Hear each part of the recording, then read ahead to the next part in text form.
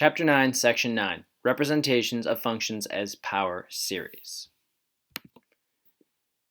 In the previous lesson, we introduced power series and learned how to determine the domain of a power series, i.e. the interval convergence. In this lesson, we will use our knowledge of geometric series to write power series representations for some functions.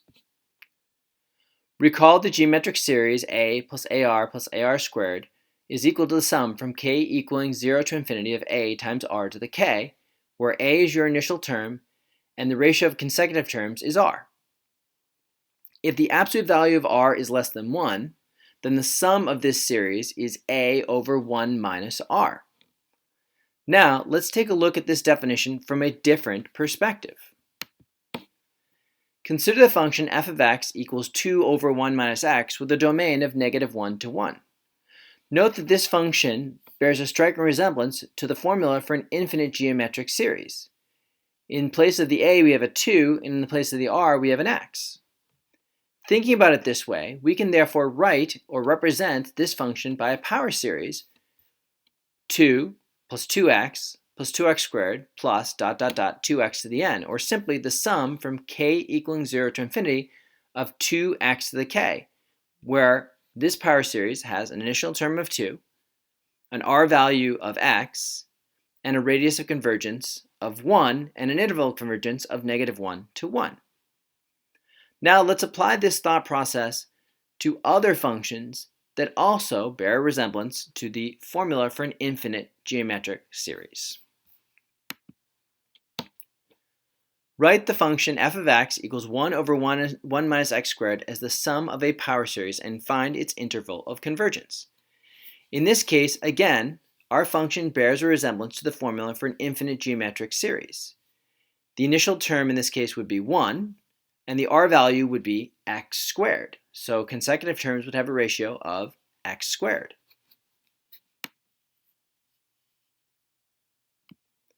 Knowing this, we can start to write a geometric series.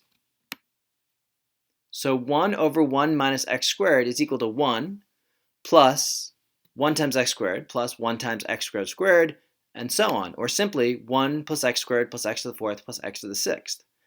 We can write this therefore as the infinite sum from k equaling 0 to infinity of x squared to the k.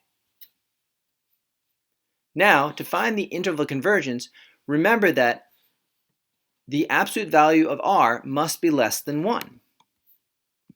Therefore, the absolute value of x squared must be less than 1, x squared must be less than 1, and the absolute value of x must be less than 1. So our radius of convergence is 1, and our interval of convergence is negative 1 to 1. Let's consider a second example. For f of x equals 3 over 1 plus x squared, our initial term value now is a 3. Our radius value, since this is plus x squared, will be a negative x squared.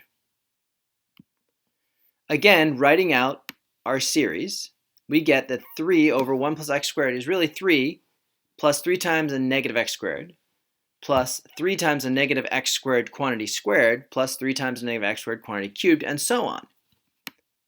This can be simplified and rewritten eventually as the infinite sum from k equaling 0 to infinity of 3 times the quantity negative x squared to the k. Again, looking for our interval of convergence, recall that the ratio of consecutive terms must be less than 1. Therefore, negative x squared must be less than 1. But the absolute value of negative x squared is x squared. So x squared must be less than 1, and the absolute value of x must be less than 1. And again, our interval of convergence is negative 1 to 1.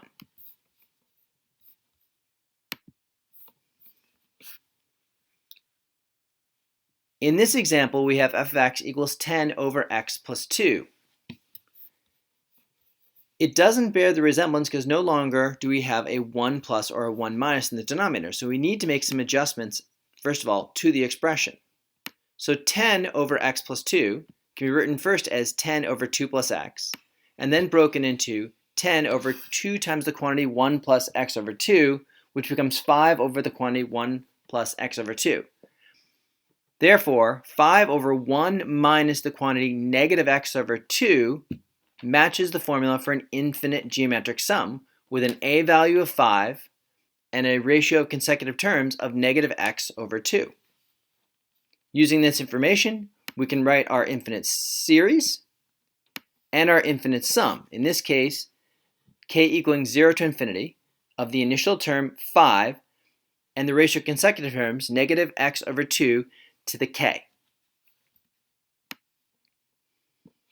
Because the ratio of consecutive terms must be less than 1, we know that the absolute value of negative x over 2 must be less than 1. Therefore, the absolute value of negative x must be less than 2. The absolute value of x itself must be less than 2. And our interval convergence will be negative 2 to 2. Let's consider one final example.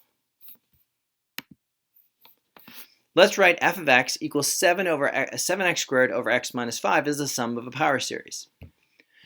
In this case, we have a 7x squared in the numerator, and again, the denominator does not bear the resemblance necessary for an infinite geometric sum formula.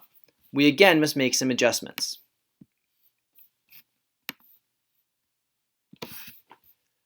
Rearranging the denominator, factoring out a negative 5, and then combining that with the 7x squared in the numerator, we obtain negative 7 over 5 times x squared over 1 minus the quantity x over 5.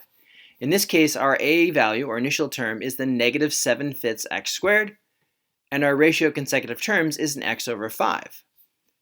Again, we can write our infinite sum as the sum from k equaling 0 to infinity of negative 7x squared over 5 times the quantity x over 5 to the k.